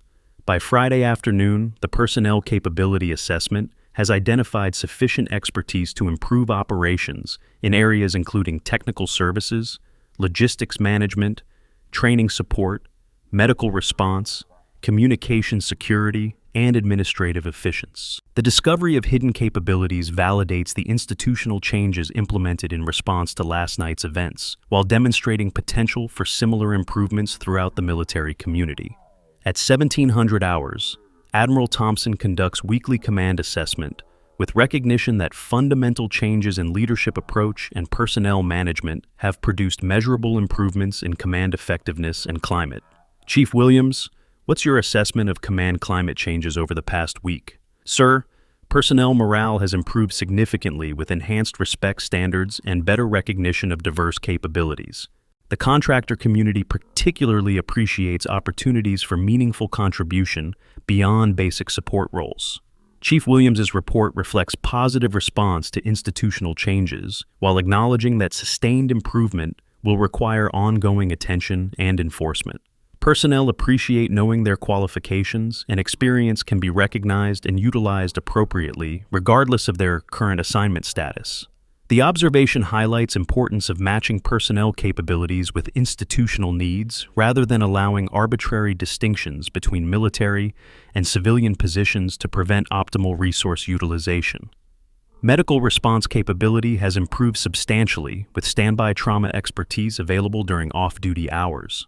Base medical staff reports increased confidence in emergency preparedness. The enhancement of medical capabilities demonstrates how relatively small changes in personnel utilization can produce significant improvements in operational readiness and emergency response effectiveness. Sir, if I may suggest, these changes could serve as model for other bases struggling with similar personnel utilization challenges. Chief Williams's recommendation aligns with Admiral Mitchell's regional implementation plans, while providing Admiral Thompson with opportunity to demonstrate leadership in institutional improvement rather than simply responding to crisis situations. Agreed, Chief. Prepare comprehensive documentation of our assessment techniques and implementation procedures for distribution to other base commanders. As the week concludes, Vivian Carter maintains her routine of arriving at base in time to complete janitorial duties while fulfilling expanded responsibilities for personnel capability assessment and emergency medical standby. The balance between family priorities and professional contributions continues successfully, demonstrating that meaningful work doesn't require sacrificing personal values or family commitments. Her daughter, Emma, benefits from stable routine and maternal presence, while Vivian contributes capabilities that improve base operations and potentially serve as model for better personnel utilization throughout the military community. At 1900 hours Friday evening, Vivian receives official notification that her expanded duties and contributions have been documented for potential recognition at regional level, though she specifically requested that any formal recognition emphasize institutional improvement rather than individual achievement. The request reflects her continued focus on service rather than personal advancement, preferring that attention focus on policy changes that could benefit other personnel rather than highlighting her individual situation.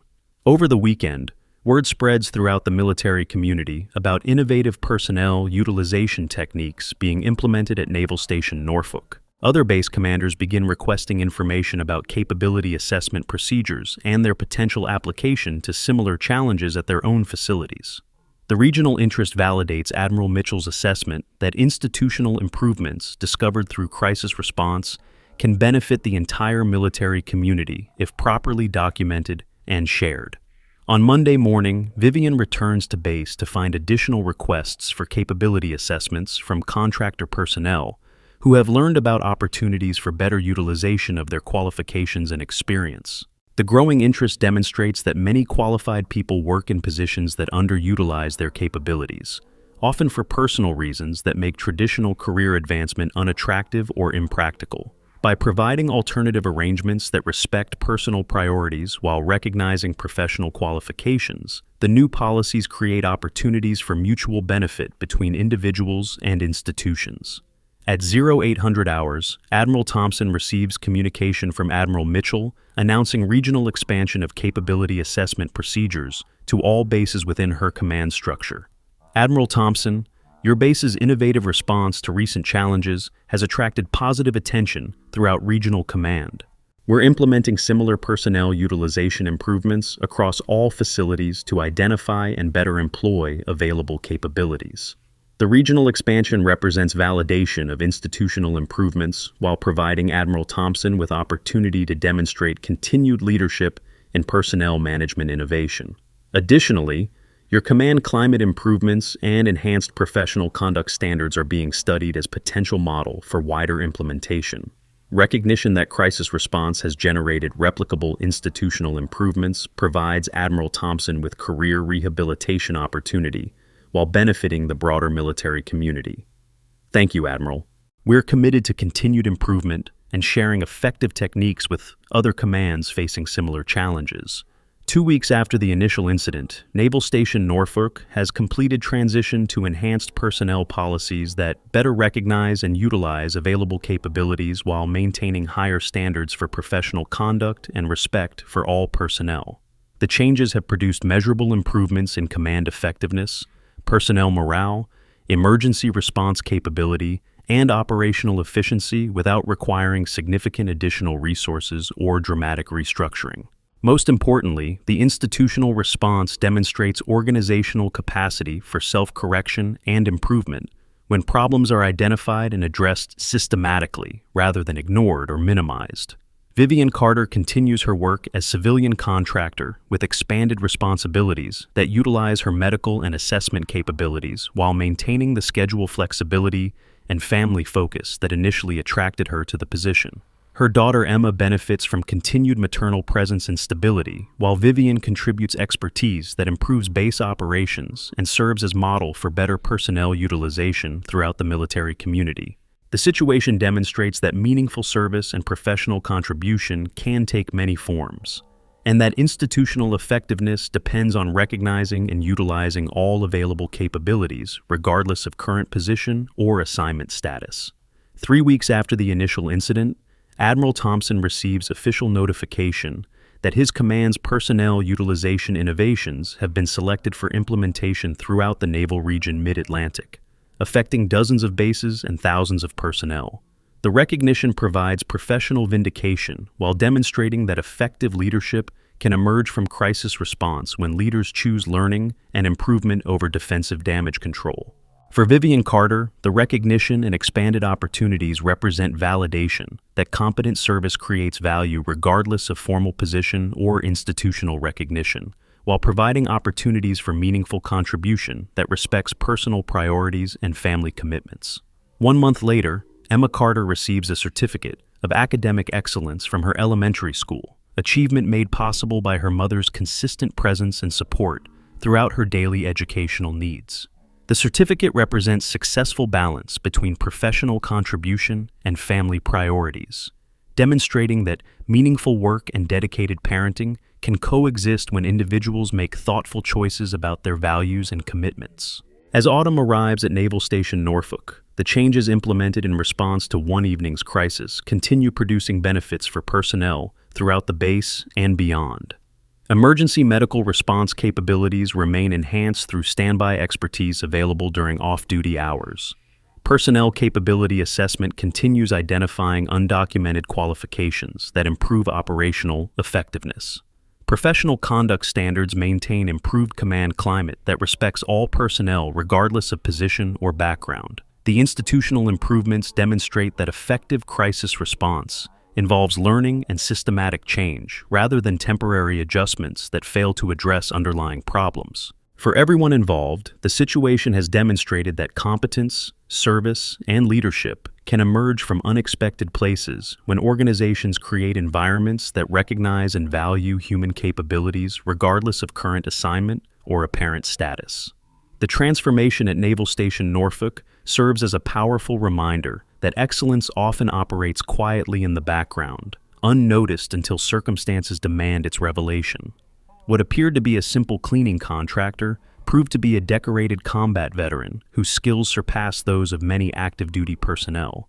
Yet she had been overlooked for months because institutional assumptions prevented proper recognition of her capabilities. The lessons continue influencing personnel policies and leadership training throughout the naval community, ensuring that temporary crisis produces lasting improvements that benefit thousands of military and civilian personnel. Training academies now incorporate case studies examining how unconscious bias and rigid hierarchical thinking can blind leaders to available resources within their own commands. Junior officers learn to look beyond surface appearances and job titles to identify potential contributions from all personnel. Senior commanders study the incident as an example of how crisis can reveal both institutional weaknesses and hidden strengths simultaneously. Military spouse employment programs have adopted similar capability assessment techniques, recognizing that many family members possess professional qualifications that could benefit base operations while accommodating family responsibilities. Educational institutions serving military communities use the story to illustrate how personal choices about career and family can coexist with meaningful professional contribution when employers demonstrate flexibility and genuine respect for diverse life circumstances. Most importantly, the situation proves that individual competence and institutional effectiveness depend on mutual respect, professional recognition, and commitment to utilizing all available capabilities in service of shared mission accomplishment. The cultural shift extends beyond policy changes to fundamental alterations in how personnel interact across traditional boundaries of rank, assignment status, and civilian versus military distinctions. Coffee conversations in base dining facilities now include contractor personnel as valued colleagues rather than invisible support staff. Fitness center interactions reflect genuine camaraderie based on shared commitment to mission success rather than artificial divisions created by uniform differences. The medical community has particularly embraced the lessons learned, establishing mentorship programs that pair experienced civilian medical professionals with active duty personnel seeking to expand their expertise. Emergency response protocols throughout the region now include provisions for utilizing qualified civilian personnel during crisis situations, recognizing that expertise transcends employment status when lives depend on competent action. In her small apartment each evening, Vivian Carter helps her daughter with homework, prepares dinner, and maintains the stable family routine that remains her highest priority. The quiet satisfaction of domestic accomplishment provides counterbalance to professional recognition, reminding her that success encompasses multiple dimensions beyond career advancement or institutional validation. Emma's progress in school, her growing confidence and curiosity, her developing sense of integrity and service represent achievements that matter more than any professional accolade or military decoration. Their evening conversations often touch on themes of service, competence, and personal responsibility without explicitly referencing the dramatic events that changed base operations. Emma learns through daily example that excellence requires consistent effort regardless of external recognition, that helping others creates meaning beyond personal benefit, and that choosing family priorities over career advancement represents strength rather than limitation. The recognition and opportunities emerging from that dramatic evening provide satisfaction and meaningful contribution, but they serve her deeper commitment to raising her daughter with love, stability, and the knowledge that competent service creates value regardless of formal recognition or institutional position. Weekend activities include base family events where Emma interacts with military children, whose parents have learned to appreciate diverse forms of service and contribution. The relationships formed through these interactions demonstrate how institutional culture change affects entire communities when implemented authentically and sustained consistently. The balance she has achieved between professional contribution and personal priorities demonstrates that success can be defined many ways, and that the most meaningful achievements often involve service that transcends individual advancement in favor of contributions that benefit others while honoring personal values and family commitments. Her example influences other military families struggling with similar challenges of balancing career ambitions with family responsibilities, showing that creative solutions exist when individuals remain true to their core values while seeking ways to contribute meaningfully to their communities. Financial stability provided by her contractor position, combined with professional satisfaction from expanded medical and assessment duties, creates sustainable equilibrium that serves both institutional needs and family requirements. The arrangement proves that innovative personnel policies can benefit everyone involved when organizations demonstrate genuine commitment to recognizing and accommodating diverse life circumstances. At Naval Station Norfolk, the morning reveille continues sounding at 0600 hours as it has for decades. But the base awakens each day to a reality fundamentally improved by the recognition that human capabilities deserve respect and proper utilization regardless of current position, assignment status, or apparent background. The flag ceremonies now carry additional meaning as symbols of inclusion and recognition for all who serve the mission, whether in uniform or civilian clothes, whether in leadership positions or support roles.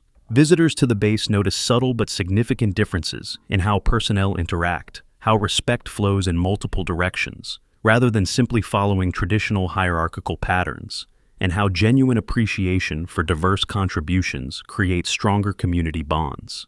The changes have attracted positive attention from military leadership at national levels, leading to broader implementation of similar policies throughout all service branches. The lesson endures. Competence serves best when organizations recognize and value all available capabilities in service of shared mission accomplishment and mutual respect for human dignity and professional service. This understanding now guides leadership development throughout the naval community, ensuring that future commanders understand their responsibility to identify and nurture excellence wherever it exists within their sphere of influence. The stories end here, but the journey continues. Many new episodes are waiting for you. And if you enjoy, please take a moment to like, subscribe to our EV Story channel, and turn on the bell. See you in the next story.